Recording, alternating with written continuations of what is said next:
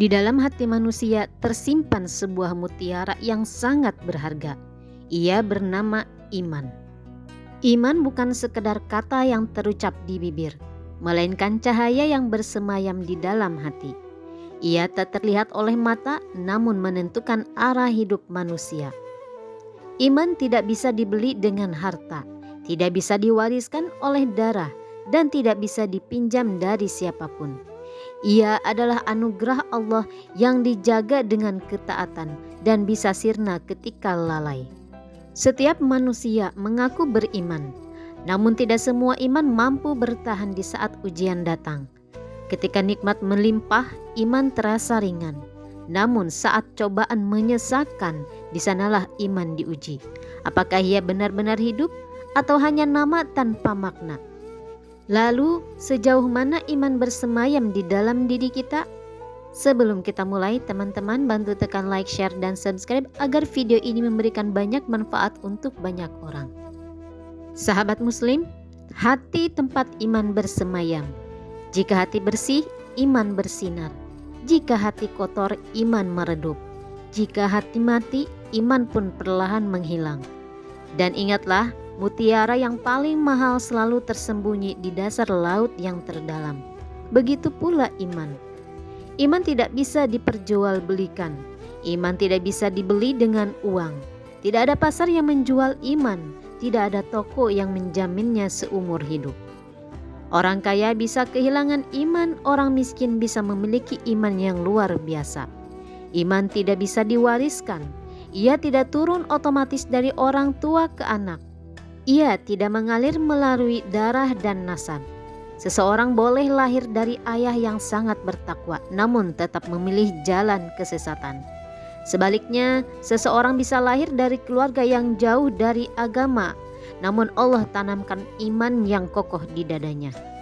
Karena iman, ada pilihan hati dan hidayah Allah. Sahabat Muslim, iman mengingatkan kita tentang kisah Nabi Nuh alaihi salam. Seorang rasul pilihan Allah yang berdakwah hampir 950 tahun menyuruh manusia kepada tauhid. Namun siapa sangka di bawah atap rumah seorang nabi lahir seorang anak yang tidak membawa iman. Ketika banjir besar datang, air langit dan bumi bertemu, bahtera keselamatan telah siap. Namun Nabi Nuh memanggil anaknya dengan suara penuh harap. "Wahai anakku, naiklah bersama kami dan janganlah engkau bersama orang-orang kafir." Surat Hud ayat 42. Ini bukan sekedar panggilan ayah, ini jeritan hati seorang nabi. Ini cinta yang bercampur iman. Namun apa jawab sang anak? "Aku akan berlindung ke atas gunung yang dapat melindungiku dari air." Gunung, ia lebih percaya pada batu daripada janji Allah.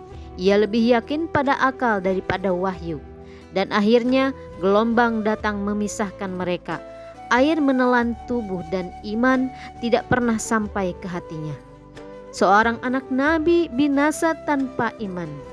Bukan hanya anaknya, istri Nabi Nuh pun menjadi pelajaran besar bagi kita. Allah berfirman, Allah membuat perumpamaan bagi orang-orang kafir, istri Nuh dan istri Lut. Surat At-Tahrim ayat 10. Ia hidup bersama seorang nabi, makan dari rezeki nabi, menyaksikan mukjizat nabi, namun hatinya tertutup, imannya tidak tumbuh. Kedekatan fisik dengan orang soleh tidak menjamin keselamatan.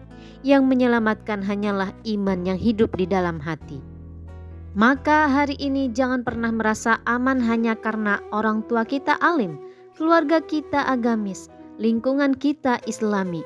Semua itu tidak otomatis menyelamatkan. Yang ditanya di akhirat bukan anak siapa kamu, tapi apa isi hatimu. Iman harus dijaga, iman harus dirawat, iman harus diperjuangkan. Dengan doa, dengan ilmu, dengan amal, dan dengan taubat. Karena iman bisa naik dan iman juga bisa runtuh. Iman adalah mutiara, jika ia jatuh dunia tidak akan mencarinya untukmu. Jika ia hilang, tidak ada yang bisa menggantinya.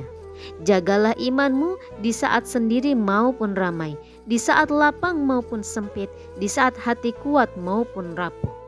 Dan mintalah kepada Allah, sebab iman bukan milik kita sepenuhnya. Wahai Zat yang membolak-balikan hati, tetaplah hati kami di atas iman. Maka bersyukurlah jika kita terlahir dari keluarga atau lingkungan muslim dan beriman, sehingga kita tumbuh tanpa harus mencari kebenaran iman dari nol. Ini adalah bentuk nikmat hidayah bawaan yang patut kita syukuri. Jika video ini bermanfaat, tekan like, share, dan subscribe agar tidak ketinggalan video Islami selanjutnya. Wassalamualaikum warahmatullahi wabarakatuh.